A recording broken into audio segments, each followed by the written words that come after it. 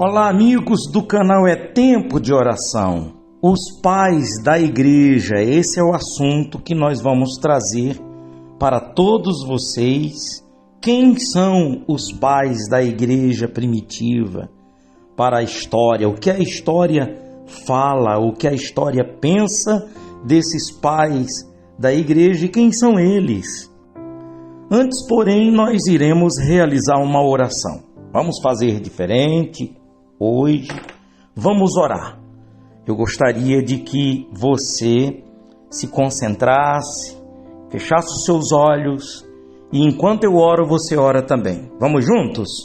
Nosso Deus e nosso Pai, em nome do Teu Filho Jesus Cristo, ó Deus, entramos na Sua presença nesse momento e nós buscamos o Senhor de todo o nosso coração. Meu Pai, abençoe esse dia, abençoe, meu Deus, a nossa vida, nossa casa, nossa família, nossos caminhos, meu Deus, nossos pensamentos, nossas intenções, nossos sentimentos, nossas emoções. Meu Pai, tudo que está ligado a nós, a nossa vida espiritual, ao nosso corpo, a nossa alma, a nossa família, meu Deus, o nosso trabalho. Abençoe, Pai, em nome de Jesus Cristo, nós te rogamos, te suplicamos, pela fé sobre a Tua palavra, crendo, meu Deus, que nesse momento o Senhor estende a Tua mão sobre nós, meu Pai. Eu quero apresentar essas pessoas que estão dentro desse canal. Essas pessoas estão inscritas, os que não estão, meu Pai, cada um com a sua família, cada um com a sua necessidade. Responde, ó Deus, a oração de cada um agora, em nome de Jesus. Nós estamos, meu Deus, pesquisando sobre os pais da igreja, que a gente ouviu tanto falar e ouve falar pela história, meu Deus, desses homens no primeiro século que foram usados pelo Senhor, meu Deus, para abençoar muita gente.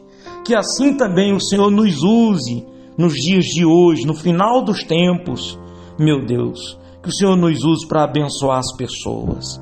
Nós te pedimos e já te agradecemos, meu Pai, a Tua bênção está sobre nós em nome de Jesus, e todos digam amém. Graças a Deus, amigos, eu creio que eu já estou abençoado nessa oração, você também.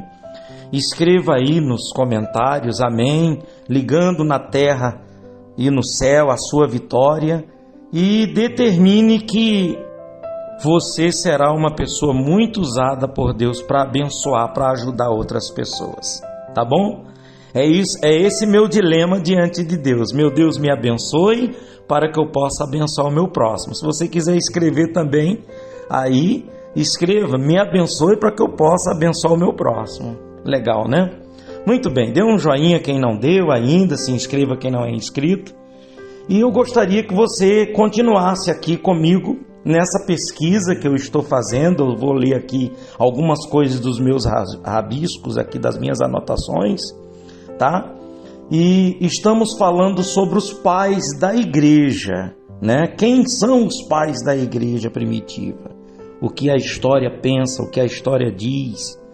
Então, esses pais da igreja é um grupo de homens de várias etnias, de várias regiões, certo? De vários lugares, homens sábios e inteligentes, que ajudou muita gente no primeiro século, do primeiro século para o segundo século. Então, nós temos aqui os pais da igreja antinicenos, que seriam esses pais antinicenos, seriam os que, antes do consenso de 325, certo? Que no ano 325 foi o primeiro consenso do imperador Constantino, quando ele reuniu todos esses pais da igreja, todos os sábios e inteligentes. Eles se reuniram para discutir sobre doutrinas da igreja, discutir sobre os livros do Novo Testamento que entraria dentro da linhagem do cânon, os livros inspirados. Tudo partiu desses estudos, dessas reuniões, desses consensos. Então, nós estamos colocando os pais da igreja antinicenos, que são esses que é antes, e tem os pós-nicenos. Por enquanto, nós vamos estar falando do antes, tá bom? Aqui nesse primeiro vídeo, vamos falar sobre os pais da igreja antes do consenso de 325, lá em Nicéia. Muito bem. São homens famosos, né? São famosos, tanto os antinicenos como os pós-nicenos, por causa dos livros. Alguns deles escreveram livros, porém livros difíceis de ler. Por quê? Porque a maioria dos seus livros era assim, tipo prolixos, quer dizer, se estende muito, sabe? O que poderia ser escrito numa página, eles usam 6, 7 páginas para poder escrever. Então eles são prolixos. E além de prolixos, eles também fazem digressão, né? Digressão. E o que seria, pastor, digressão? Digressão seria desvia muito do assunto. Embora a Bíblia também não é uma Bíblia assim cronológica. Se você lê a Bíblia num ponto de vista cronológico, você vai se perder todo na linha do tempo, porque a Bíblia também não é cronológica. Em alguns livros se faz realmente muita digressão também, né? E na época eles usavam nas escritas, tanto no escrever como no explicar, no falar, usava-se muito de simbolismo, de alegorias, de ilustrações, né? Então, quem são os pais da igreja primitiva? São os líderes da igreja após os apóstolos de Jesus, né? Então, se você colocar assim na ordem, Jesus, aí vem os apóstolos, aí vem os discípulos de Jesus, né? Que Jesus primeiro chamou os 12 apóstolos. Aí vem os discípulos, 70 discípulos, que a gente sabe que é mais. A gente sabe que é 70 discípulos baseado lá em Lucas, no capítulo 10, né? Quando ele chama os discípulos para saírem de 2 em 2 pregando. E do meio desses discípulos também vieram muitos pais da igreja, né? E os pais da igreja, mesmo assim, dentro dessa cronologia, são os discípulos dos apóstolos, certo? Que já está mais ou menos no 2º século, já está bem perto, bem próximo do ano de 325, lá do Consenso de Nicéia, né? Por que eles são chamados de pais? É isso que é interessante, eu gostaria de que você entendesse. Eles são chamados de pais pela história, né? A história chama eles de pais, não porque eles eram perfeitos, porque eles eram ouvidos por todos. Eles eram assim muito respeitados, sabe como um pai ouvido e respeitado? Então assim eram os pais da igreja da época, né? Os pais da igreja. Às vezes eu quero falar os pais da fé, porque a Bíblia sempre fala os pais da fé, os nossos pais. E não é comum, né, se falar dentro de um culto, de uma pregação, de uma mensagem. Normalmente é dentro do estudo bíblico que vem os pais da igreja, né? Então os pais da igreja, eles eram ouvidos e respeitados. Eu quero até abrir um parênteses aqui, tratando de pais da igreja, né? Só para você ter uma noção dos pais da igreja, como Moisés, por exemplo. Você sabe que Moisés morreu e Elias